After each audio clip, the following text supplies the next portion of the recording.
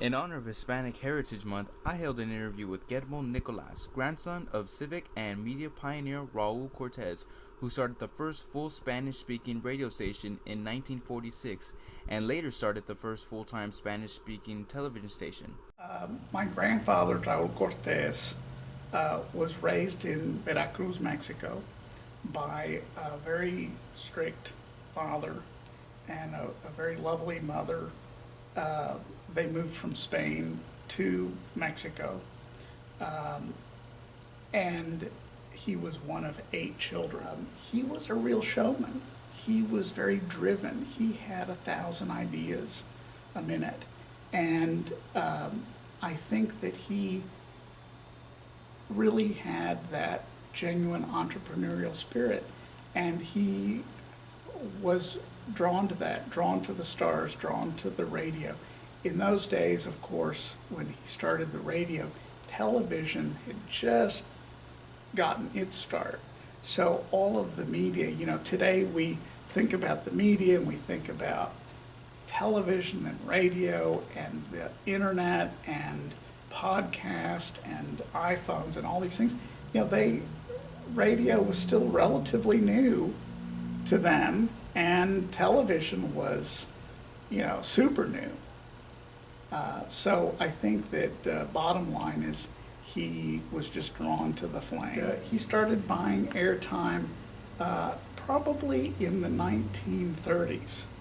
And because I believe that in the late teens and very early 20s, he was a reporter at La Prensa, which in those days was the first Spanish language newspaper or publication, and it was here in San Antonio.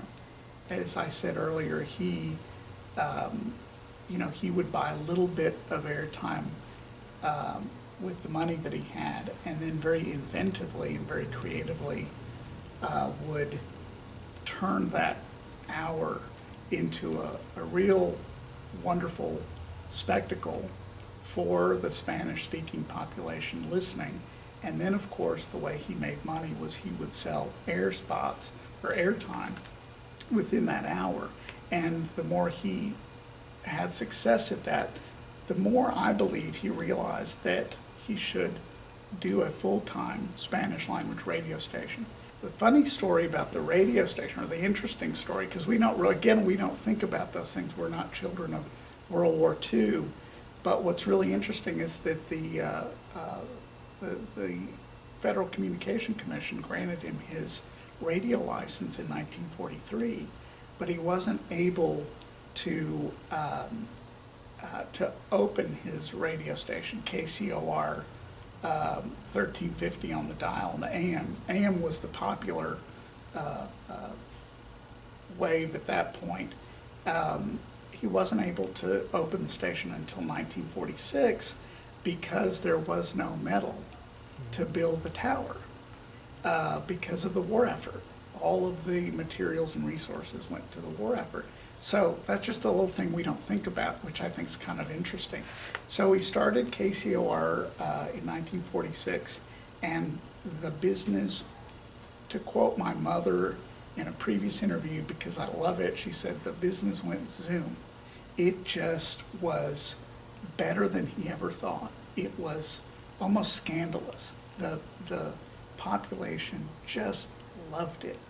And so in 1955, he decided that he would open the first full-time Spanish language television station, KCOR TV Channel 41. He commissioned H.B. Zachary to build the station. It is, the station at 411 East Durango is the first building in the United States built specifically for a radio and a television station. Prior to that, all of the television radio stations had been in buildings that were reused as that. It became the first Spanish language television station in the nation. It was also the first full-time UHF channel. So he pioneered a new medium. He pioneered a new spectrum, because to that point everything had been VHF. and ushered in a new era of television. He then told me about his grandfather's involvement in LULAC and what were some of the things he did for the Latino community. My grandfather was also very civic minded. So not only was he an entrepreneur, not only did he love the stars and the singers and all of that, but he also really felt that it was extremely important to use the medium to benefit the population, to benefit the Mexican Americans and the Hispanic population in general. And so he became very involved in LULAC in the 1940s, and he became president of LULAC. He became, I believe he was the only twice national president of LULAC.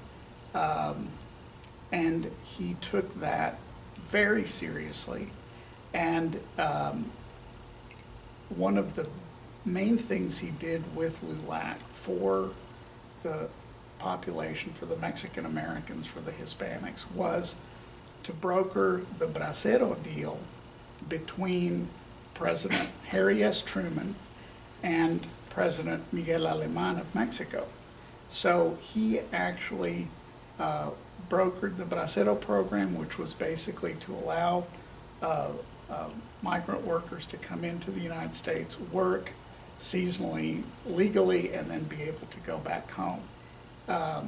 And so I think that that was probably his greatest achievement. Mr. Nicolas tells me what he remembers from the dedication of the library to his grandfather. The Raul Cortez branch library was dedicated in 1981 under Mayor Lila Cockrell. I remember my grandmother, I called her Yayita, her name was Genoveva Cortez, and my mother, Irma Cortez Nicolas, came, and they asked me to receive the plaque that the mayor was giving us, the family, to inaugurate the library branch. And so it was, very special. I asked Mr. Nicolas what would he say to any young Latinos who look to follow in the footsteps of Raul Cortez. I say to young Latinos out there, be very proud of your role models. Although we love sports role models and we love movie stars and singers, let's not forget that we have great politicians as role models like Henry B. Gonzalez.